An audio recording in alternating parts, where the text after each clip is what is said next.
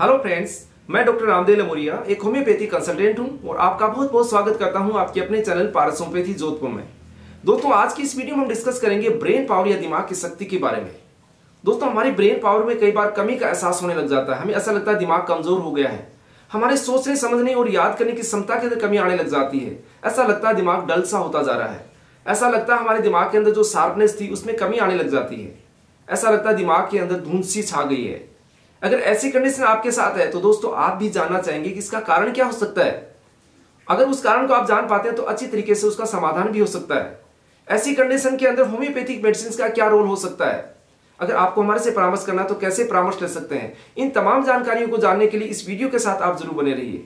दोस्तों, अगर ये वीडियो आपको अच्छा लगता हो तो लाइक और शेयर जरूर करें। चैनल को सब्सक्राइब अभी तक नहीं किया तो सब्सक्राइब जरूर कीजिएगा। चलिए दोस्तों, बात करते हैं ब्रेन पावर या दिमाग की जो स्ट्रेंथ होती है, शक्ति होती है, वो होती है हमारे सोच, विचार, याद करने की क्षमता, उसको अच्छी तरीके से परफॉर्म करने की क्षमता।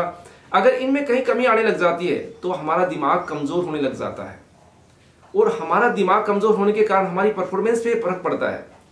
चाहे आप स्टूडेंट है, अच्छी तरीके से मेहनत करते हैं, अच्छी तरीके से अगर उस चीज को याद नहीं कर पाते हैं, उसको समझ नहीं पाते हैं, तो उसको एग्जाम में भी परफॉर्म नहीं कर पाते हैं।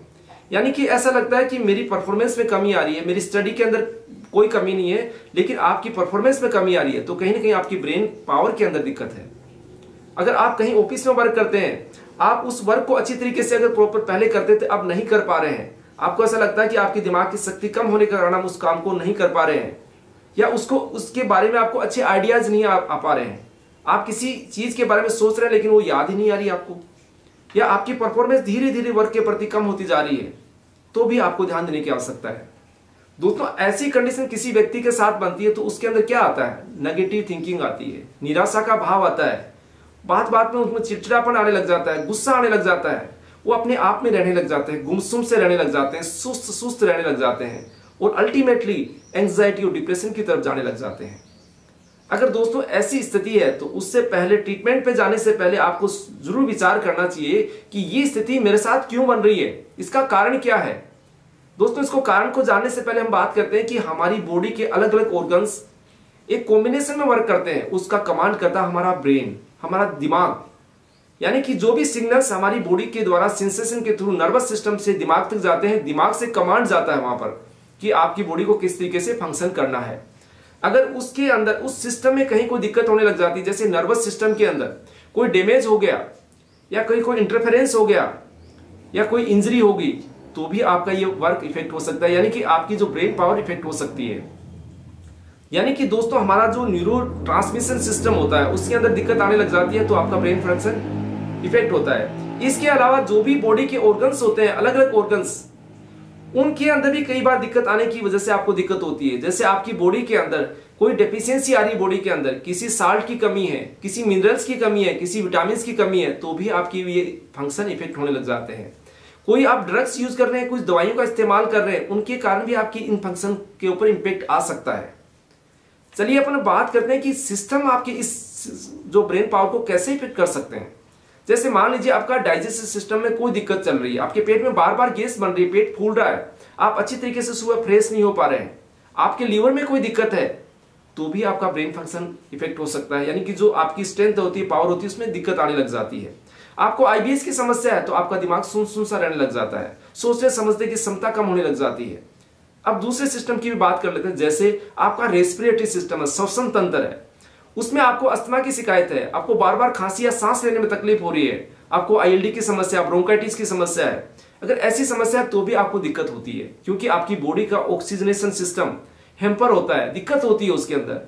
ब्रेन के अंदर ऑक्सीजन अच्छी तरीके से नहीं पहुंच पाती है तो भी दिक्कत होती है, या एनर्जी किसी भी तरीके की कमी आती है तो आपकी ब्रेन को जरूर इफेक्ट करती है।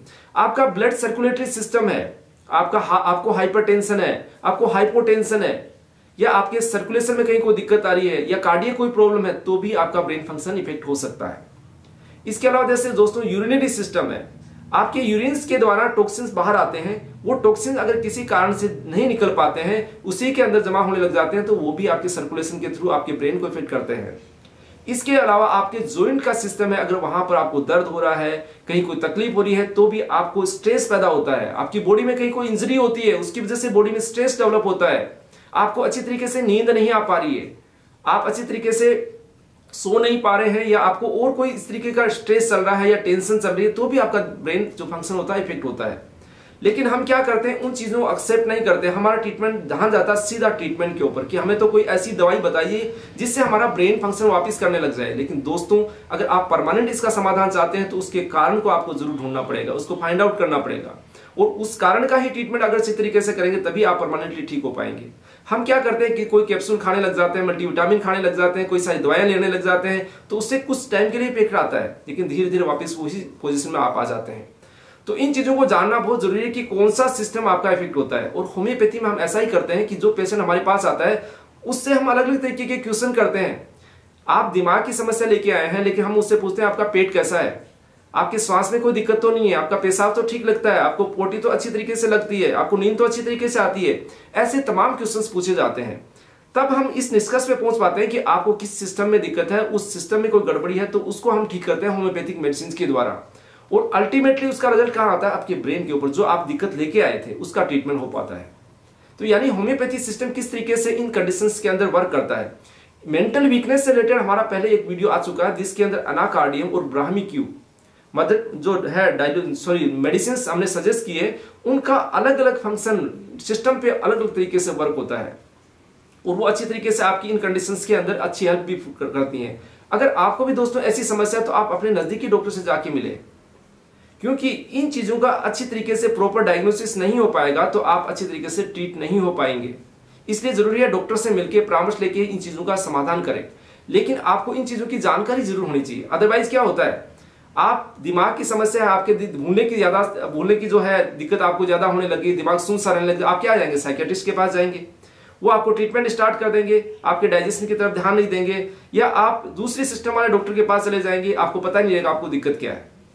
तो एक्चुअली आपको इसलिए जानना जरूरी है कि आपको दिक्कत एक्चुअली है कहां पर, और इसका ट्रीटमेंट किस डॉक्टर के द्वारा संभव हो सकता है, यानी किस सिस्टम का डॉक्टर आपको ठीक करेगा। तो ये आपके लिए जानना बहुत जरूरी है। तो दोस्तों, अगर ये जानकारी आपको अच्छी लगी तो इसको लाइक और शेयर जरूर कीजिएगा। मिलते हैं नई वीडियो और नई जानकारी के साथ। धन्यवाद दोस्तों।